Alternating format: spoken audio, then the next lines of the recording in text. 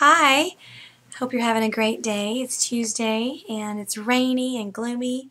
But you know what? I think even rainy days can be beautiful days. Me and McKenna were talking on the way to school, and she said, sometimes even though it's raining outside, it still can be a happy day. And I thought, well, yes, it can. You just have to know that behind all the clouds that there is some sunshine. And I always find sunshine in the eyes of my children. And I encourage you to do the same thing. We get caught up in disciplining and correcting and making sure the house is clean and the chores are done. That sometimes we need to. Well, a lot of times we need to stop and have fun with their kids and give them that one-on-one time where they feel like they are the center of your world, not your phone, not your computer, not the dishes, but that they are your priority. So make sure that you spend some quality time with your children tonight on family night. Next week is spring break. I'm very excited. I've got some family coming in town this weekend to visit with us. Carrie and Gina Hammer and their precious children, Carrie and Lairlyn and Grayson. So they're going to be at our house this weekend, and we're very excited to have them. My kids are going to think it's like going to Disney World. They love that. My husband made a post today on Facebook, and just like, it was so amazing. It was so profound. But of course, he always says amazing, profound things. But you can hear all that. Can you hear me clicking on the computer when I click? I can't quote it, although I did repost it to my profile. Here it is. Sin by you is never justified by sin against you. Self-justified reaction to perceived evil against you is Satan's plan to destroy you. Okay, my head like just exploded. Because I wanted to say that, but I couldn't find the words to articulate that. And what it means to me is just because somebody has done me wrong or sinned against me, that does not make it all right for me to sin against them or talk about them or do the same thing. Or say, for example, stop coming to church. Someone hurts me. Okay? They shouldn't have done that. Shame on them. Bad them. But it doesn't make it right for me to backslide over it. That is a trap. He wants someone to sin against me so that I will react to that. Oh, I'm justified. I had a good reason. They did me wrong. Okay, well, take you and your little puffed cheeks all the way down the road of bitterness, all the way to the gates of hell. Hello? It's a trap. Don't be taken in by that. I talked the other day, posted about how we as adults have childlike tendencies, in the way that we handle our conflict resolution.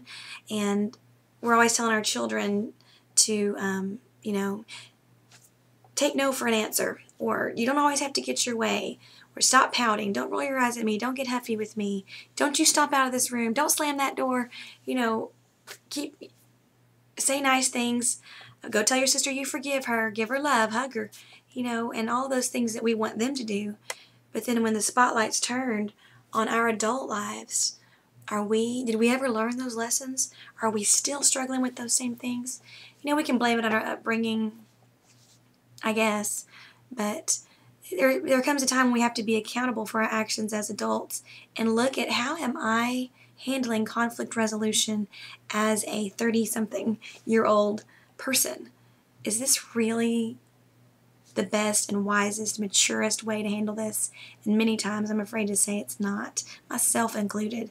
But people get mad or offended, and they say, oh, I'm just going to quit, they did me wrong, and they stomp out of the room, as it were, and huff and puff, and I'm just not going to do that anymore. I'm just, and it's like, really?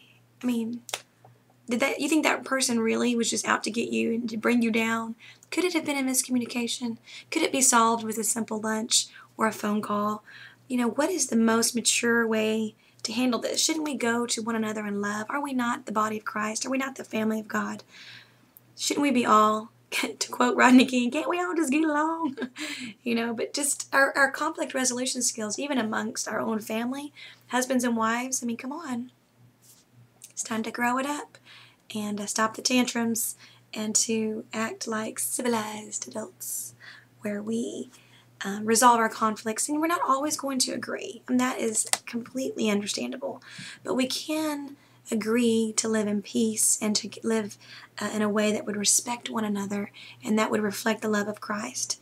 The WWJD is old and it's corny and it's got a bad rap maybe now. It's cheesy. You don't have to wear a bracelet or a t-shirt that says it, but the point is still valid. What would he do? What would he do? We should kind of try to filter our responses through that. I know it's hard and doesn't come natural, but that's the whole thing that we do, is we fight against what comes naturally, and that takes discipline.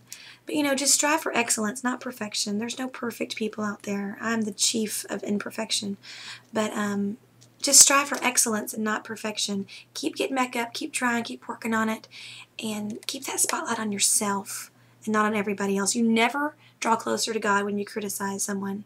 Anybody can sit back on their laurels and find fault and criticize and figure out how they could do it better.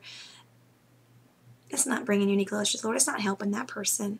Spend your energy wisely, encouraging, edifying, building up, doing something productive for the kingdom. But let's put a ipse on the, I can't pig Latin criticism, but zip the lip if you don't have nothing nice to say, to quote Thumper.